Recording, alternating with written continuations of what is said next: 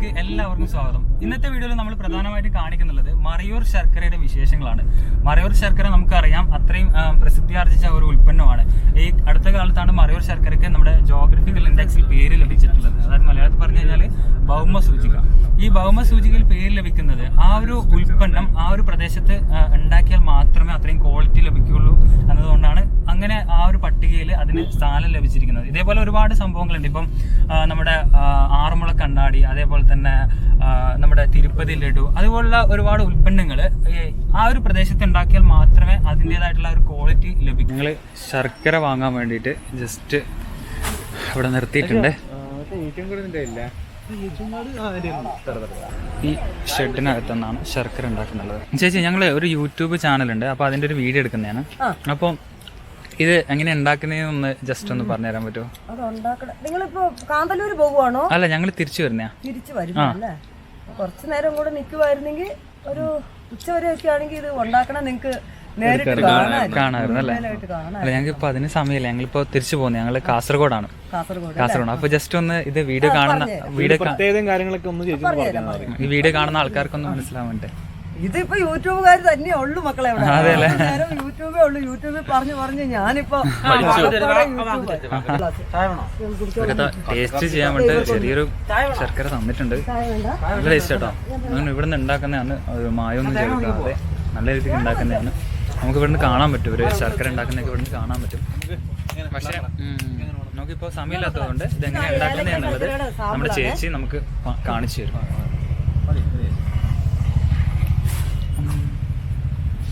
ചേച്ചി അപ്പം ഒന്ന് പറഞ്ഞു എങ്ങനെയാന്ന് വെച്ചാ, ഇപ്പൊ നമ്മള് കരിമ്പ് അടിക്കാൻ തുടങ്ങിയിട്ടില്ല. ആ കാണുന്ന മെഷീൻ, ആ മെഷീനിലാണ് നമ്മള് കരിമ്പിട്ട് കൊടുക്കുന്നത്. ഇത് നമുക്ക് 1 വർഷം വിളവ് കൂടിയ കരിമ്പാണ് നമ്മൾ കൊണ്ടുവന്ന് മെഷീനിൽ ഇട്ട് നമ്മൾ ജ്യൂസ് അടിക്കുന്നത്. ആ കരിമ്പ് എന്ന് പറഞ്ഞാൽ ആ മെഷീനിലേക്ക് നമ്മൾ ഇട്ട് കൊടുക്കുമ്പോൾ അവിടെ നിന്ന് ഒരു പാത്രത്തിൽ നമുക്ക് അരിച്ച് ആ ജ്യൂസ് നമുക്ക് ഈ ഓസ് വഴിയെ പമ്പ് ചെയ്ത് ഈ ടാങ്കിലേക്ക് വന്ന് നിറയും. ഈ ടാങ്കിലേക്ക് വന്ന് നിറയും. ഈ ടാങ്കിൽ ഫുൾ ആകുന്ന ജ്യൂസ് നമ്മൾ ഈ പാത്രത്തിലേക്ക് പകർത്തും. ഈ വലിയ പാത്രത്തിലേക്ക് പകർത്തിയിട്ട് ഇതിന്റെ കൂടെ ഒരു 100-150 ഗ്രാം അല്ലെങ്കിൽ 200 ഗ്രാം അളവില് കാൽസ്യം പൗഡർ. ആ കരിമ്പിന്റെ ഗുണനിലവാരം അനുസരിച്ചാണ് നമ്മൾ അതിന്റെ കാൽസ്യം പൗഡർ ചേർക്കുന്നത്. ചിലപ്പോൾ ഒത്തിരി മൂക്കാത്ത കരിമ്പൊക്കെ ആണെങ്കിൽ കാൽസ്യം പൗഡർ കുറഞ്ഞു കഴിഞ്ഞാൽ ഇത് ഉറക്കത്തില്ല. അത് കാരണം ആ കരിമ്പിന്റെ അനുസരിച്ച് നമ്മൾ കാൽസ്യം പൗഡർ ചേർക്കും. അങ്ങനെ ഒരു 100-150 ഗ്രാം നല്ല കരിമ്പിനൊക്കെ ചേർത്ത് കഴിഞ്ഞാൽ മതി. അത് നമ്മൾ ചേർത്തിട്ട് നമ്മൾ ഈ പാത്രത്തിന്റെ അടിയിൽ കൂടെ അപ്പുറത്ത് ഒരു ഹോളുണ്ട്, അതിൽ കൂടെയാണ് ഈ കരിമ്പിന്റെ ചണ്ടി തന്നെയാണ് നമ്മൾ ഇതിന് കത്തിക്കാൻ ഉപയോഗിക്കുന്നത്. ആ കരിമ്പിൻ ചണ്ടി കൊണ്ട് തന്നെ നമ്മൾ കത്തിക്കുന്നത്. കത്തിച്ച് ഇത് തിളച്ച് വരാറാകുമ്പോഴത്തേക്കും ഇതിന്റെ മേളിൽ കൂടെ അഴുക്കുകൾ, ഈ കരിമ്പിൻ ചണ്ടിയിലുള്ള വേണ്ടാത്ത വേസ്റ്റ് പതകള് പൊന്തിക്കേറി വരും. ആ പത നമ്മൾ കോരി ഈ കോളിൽ കൂടെ നമ്മൾ പുറത്തേക്ക് കളയുന്നു. അങ്ങനെ അത് കളഞ്ഞു കഴിഞ്ഞാൽ പിന്നെ നല്ല തെളിഞ്ഞ ജ്യൂസായിരിക്കും, നല്ല വെള്ളം പോലത്തെ ജ്യൂസായിരിക്കും. ആ ജ്യൂസ് നമ്മളൊരു 3-3.5 മണിക്കൂറോളം ഇങ്ങനെ തീ കണ്ടിന്യൂ ആയിട്ട് ഇട്ട് കൊടുത്തോണ്ടേ. അങ്ങനെ അത് 3.5 മണിക്കൂർ കഴിയുമ്പോൾ അത് തിളച്ച് കുറുകി പായസ പരുവത്തിലേക്കാകുമ്പോൾ നമ്മൾ ഇളക്കുന്ന ഒരു സാധനമുണ്ട്, അതിട്ട് ഇളക്കും നമ്മൾ. അതേ ആ കിടക്കുന്ന കമ്പി പോലത്തെ ഒരു സാധനം അവിടെ അതുകൊണ്ട് ഇങ്ങനെ അത് പലകത്തടിയാണ് അടിയിട്ട് ഇളക്കാൻ. അതുകൊണ്ട് നമ്മൾ ഇളക്കി നോക്കുമ്പോൾ അറിയാം, നമ്മളിങ്ങനെ തള്ളി കൊടുക്കുമ്പോഴത്തേക്ക് അറിയാം ചെറിയ ചെറിയ ബബിൾ പോലെ കുമ്പളകൾ പറന്നു പോകും. അപ്പൊ നമുക്കത് പാകമായി എന്നുള്ളൊരു ഇതറിയാം. അല്ലെങ്കിൽ നമ്മൾ പാത്രത്തിൽ വെള്ളം വെച്ചുകൊണ്ട് കോരി വെള്ളത്തിലേക്ക് ഇട്ട് നോക്കുമ്പോൾ നല്ല ടൈറ്റ് ആകും. അപ്പൊ അത് പാകമായി. അങ്ങനെ ആ വരുന്ന കണ്ടീഷൻ ആകുമ്പോൾ നമ്മൾ ഈ പാത്രത്തിന്റെ ഇരുവശത്ത് ഈ 2 പേര് നിൽക്കും. ഈ ഇവിടെ 2 പേരും അപ്പുറത്ത് 2 പേരും നിന്ന് പൊക്കി നമുക്ക് ഒന്ന് നീക്കി അങ്ങോട്ട് തരുമ്പോഴത്തേക്കും അവിടുന്ന് ആ ചാടിട്ടേക്കണം. ആ ചാടില് അവിടുന്ന് 2 പേര് വലിക്കും. ആ കയർ അവിടുന്ന് 2 പേര് വലിച്ച് ഈ പാത്രത്തിലേക്ക് ഇതിലേക്ക് ഒഴിച്ച് നമ്മൾ ഒരു കുറച്ചു നേരം ഇളക്കിയിട്ട് കുറച്ച് ഉറച്ച് വരുമ്പോൾ നമ്മൾ ഈ സാധനം കൊണ്ട് തുഴഞ്ഞ് ഇതിന്റെ മേളിലേക്കൊക്കെ കയറ്റി പിടിപ്പിക്കും. ഇങ്ങനെ കയറ്റി പിടിപ്പിക്കുമ്പോഴത്തേക്കും അത് കുറച്ച് പെട്ടെന്ന് ഫ്രൈ ആയി കിട്ടാൻ വേണ്ടിയാണ്, നമുക്ക് സ്പീഡിന് പണി നടക്കാൻ വേണ്ടിയാണ്. അപ്പോൾ അത് പെട്ടെന്ന് ഉറച്ച് കഴിഞ്ഞാൽ ഒരു 1/2 മണിക്കൂർ കൊണ്ട് നമ്മൾ എല്ലാം കൂടെ ഉറച്ച് കഴിയുമ്പോൾ കൂട്ടിച്ചേർത്തിട്ട് നമ്മൾ ശരിക്കും കൂട്ടിച്ചേർത്ത് കഴിഞ്ഞാൽ ആ ചൂടോടുകൂടെ തന്നെ, നല്ല ചൂടായിരിക്കും, കൈ പൊള്ളും. എവിടെ വന്ന് ഉരുട്ടുന്നവരൊക്കെ കൈ പൊള്ളിക്കൊണ്ടാ പോണേ. അങ്ങനെ കൈ പൊള്ളുന്ന ചൂടായിരിക്കും, കണ്ടു നിൽക്കുമ്പോൾ ചൂട് തോന്നൂല. അപ്പൊ അവരോർക്ക് പെട്ടെന്ന് ഉരുട്ടുക, ഇത് ആറിയ സാധനമാണ്, പക്ഷെ അത് കൈ പൊള്ളും. അങ്ങനത്തെ ആ ചൂട് നമ്മൾ ഉരുട്ടിയിട്ട് അതിൻ്റെ ചൂടാറി കഴിയുമ്പോഴത്തേക്കും നമ്മൾ ശർക്കരയായിട്ട് ഉപയോഗിക്കുന്നു. പിന്നെ നമുക്ക് സാധാരണ ശർക്കര ചില കരിമ്പിന് മാത്രമേ ശർക്കര വെളുക്കുള്ളൂ. അത് ഓരോ കരിമ്പിന്റെ ഇതനുസരിച്ചാണ്, വ്യത്യാസം അനുസരിച്ചാണ്. ചില കരിമ്പിന് നല്ല കളർ കിട്ടും, പക്ഷെ ചില കരിമ്പിന് നമുക്ക് കളറേ കിട്ടില്ല. പക്ഷെ ഈ കളർ കിട്ടാത്ത കരിമ്പും നമുക്ക് വെളുപ്പിച്ചെടുക്കാം. അത് hydrogen sulphate, sodium hydrogen sulphate എന്ന് പറഞ്ഞ സാധനവും കൂടെ ഈ കരിമ്പിൻ നീരിൻ്റെ കൂടെ ആഡ് ചെയ്യുമ്പോഴാണ് ശർക്കര വെളുക്കുന്നത്. പക്ഷേ യഥാർത്ഥത്തിൽ നമ്മൾ നല്ല വെളുത്ത ശർക്കര എന്ന് പറഞ്ഞുകൊണ്ട് മേടിക്കണതൊക്കെ പൊളിയാന്നുള്ളത് ഓർക്കുക. എപ്പോഴും നമ്മൾ കറുത്ത ശർക്കരയിലേക്ക് മാറാൻ ശ്രമിക്കുക. അങ്ങനെയാണല്ലോ ഈ മായം ചേർത്ത ശർക്കരയൊക്കെ, മായം ചേർത്ത ശർക്കരയൊക്കെ വരുന്നത്. ഇപ്പം നമുക്ക് നല്ല ശർക്കര തിരിച്ചറിയാൻ വേണ്ടിട്ട് ഈ കറുപ്പ് കൂടിയ ശർക്കരയാണോ കുറച്ചും കൂടി നല്ലത്? കറുപ്പ് കൂടിയത് നല്ലതാണ്, പക്ഷെ വെളുത്ത ശർക്കര ഉണ്ട്. വെളുത്ത ശർക്കര നല്ലതുണ്ട്, അപൂർവമായിട്ട് നമുക്ക് ചില കരിമ്പിന് മാത്രമേ ആ വെളുത്ത ശർക്കര, ആ കരിമ്പിന്റെ പ്രത്യേകത അനുസരിച്ച് അത് മാറും. അതിപ്പോ നമ്മള് മാർക്കറ്റിൽ കാണുന്ന പോലെ അത്ര സുലഭമായിട്ട് വെള്ള ശർക്കര കിട്ടില്ല. അത്രയ്ക്ക് ശരിക്കും വെള്ള ശർക്കര അല്ല, ഞങ്ങളുടെ നാട്ടിലൊക്കെ കിട്ടുന്നത് നല്ല വെള്ള ശർക്കര അല്ലേ? ഞങ്ങളുടെ നാട്ടിൽ കാസർഗോഡൊക്കെ കിട്ടുന്നത് പറയുന്ന കളറിന് ശർക്കര ഉണ്ട്. പിന്നെ ഈ കരിമ്പനീരില് കൃത്രിമങ്ങൾ ചെയ്യാറുണ്ട് ആൾക്കാര്. പഞ്ചസാര ചേർക്കും, മറ്റുള്ള ഇതിന് വെയിറ്റിന് വേണ്ടിയുള്ള സംഭവങ്ങൾ ചേർക്കും, അങ്ങനെയൊക്കെ ചേർക്കുന്നവരുണ്ട്. മരുന്നിന് ഉപയോഗിക്കാറുണ്ടോ? മരുന്നിന് ഉപയോഗിക്കും. ആയുർവേദ മരുന്നിനൊക്കെ ഈ ശർക്കര ബെസ്റ്റ് സാധനമാണ്. യാതൊരു കെമിക്കലുകളും ഇല്ലാതിരിക്കണം. കെമിക്കലൊക്കെ ഇടുന്ന പിന്നെ ആയുർവേദമായിട്ട് നമ്മൾ കഴിച്ചിട്ടും കാര്യമില്ല. അതെ അതെ അതെ. അങ്ങനെ ഇവിടെ നമ്മൾ 4 വെറൈറ്റിയാണ് ഞങ്ങൾ ഉണ്ടാക്കിക്കൊണ്ടിരുന്നത്. ഇപ്പൊ നമ്മൾ പറഞ്ഞ ഈ ആയുർവേദവും ഞങ്ങൾ ഉണ്ടാക്കിക്കൊണ്ടിരിക്കുവായിരുന്നു.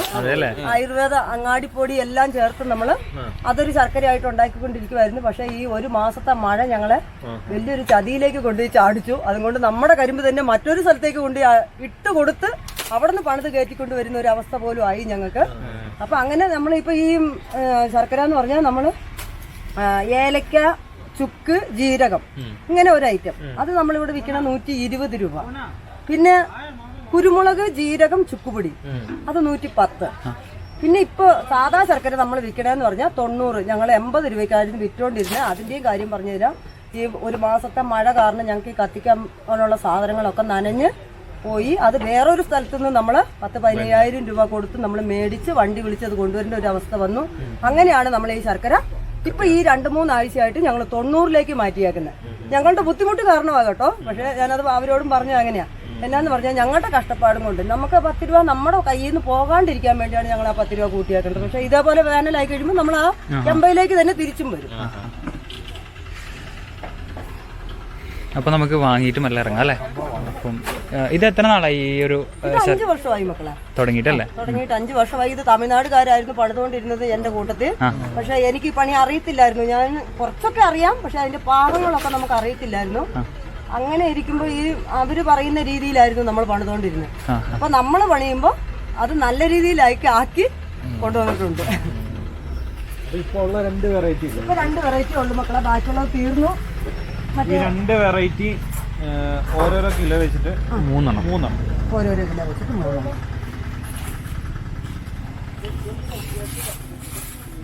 സംഭവത്തിന്റെ ടേസ്റ്റ് ചെറിയ പീസാണ്. പൊട്ടിക്ക് ചെറുത് മതി, അധികം കഴിക്കാൻ പറ്റില്ല, മധുരമല്ലേ രാവിലെ. ചേച്ചിയുടെ പേരെന്താ? എന്റെ പേര് ഓമന. ഇത് കരിമ്പിന്റെ ഇതുകൊണ്ടാണ് ഇതുണ്ടാക്കിയത്? ഓല കൊണ്ടാണല്ലോ ഇതുണ്ടാക്കിയത്?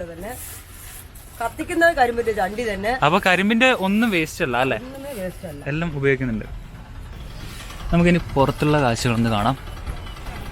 നേരത്തെ ചേച്ചി പറഞ്ഞ പോലെ ഇവിടെ നിന്നാണ് കരിമ്പ് അതിൻ്റെ ജ്യൂസ് എടുക്കുന്നുള്ളത്. ഇപ്പോൾ ആ വണ്ടിയിൽ നിന്ന് കരിമ്പ് ഇറക്കുന്ന കാഴ്ചയാണ് നിങ്ങളിപ്പോൾ കാണുന്നുള്ളത്.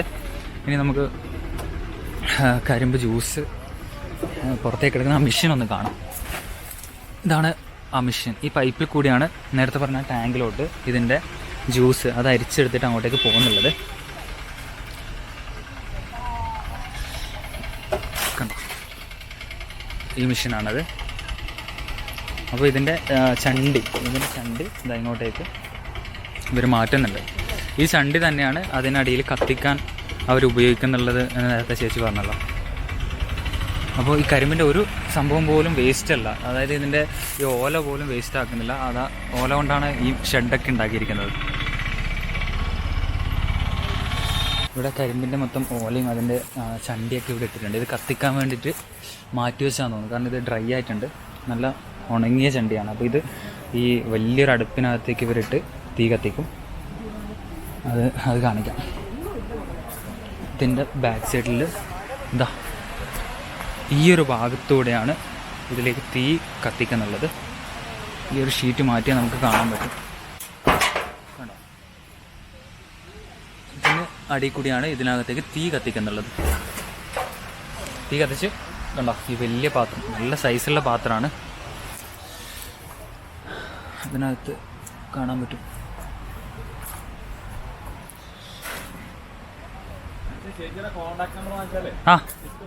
ആ കൊടുക്കാം.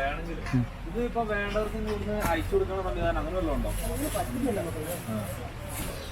ഞങ്ങൾക്ക് അയച്ചു കൊടുക്കാനുള്ള ഒരു സംവിധാനം ഇല്ല. ഇത് നമ്മളെ ഇതിൻ്റെ അകത്ത് തന്നെ ഈ തിരക്ക് പിടിച്ച് പണ്ട് ഇതിപ്പോ നിങ്ങൾ കണ്ടില്ലേ, അങ്ങോട്ടും ഇങ്ങോട്ടും അനങ്ങാൻ പറ്റാത്ത അവസ്ഥയാണ്. അപ്പോൾ വലിയൊരു ക്വാണ്ടിറ്റി, അതെ വാങ്ങിക്കണമെങ്കിൽ നമ്മൾ ഇവിടെ വലിയൊരു ക്വാണ്ടിറ്റി ശർക്കര ആർക്കെങ്കിലും ആവശ്യമുണ്ടെങ്കിൽ ഞങ്ങൾ ഇവിടുത്തെ നമ്പർ ഞങ്ങൾ ഡിസ്ക്രിപ്ഷനിൽ കൊടുക്കുന്നുണ്ട്. അപ്പോൾ ആർക്കെങ്കിലും ബോർഡേ കിടപ്പുണ്ട് മോനെ നമ്മുടെ നമ്പർ. അതെ അല്ലേ, ഓക്കെ ഓക്കെ ശരി. ഒരു ബോർഡ് വെച്ചിട്ടുണ്ട്, കാന്തല്ലൂർ ജാഗിരി എന്ന് പറഞ്ഞ് ആ ബോർഡേ കിടപ്പുണ്ട് നമ്മുടെ. എൻ്റെ നമ്പർ തന്നെയാണ്. ശരി ശരി.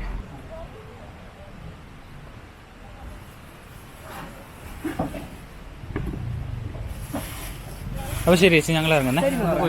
ശരി ശരി. ഇറങ്ങുമ്പോൾ ഓക്കെ.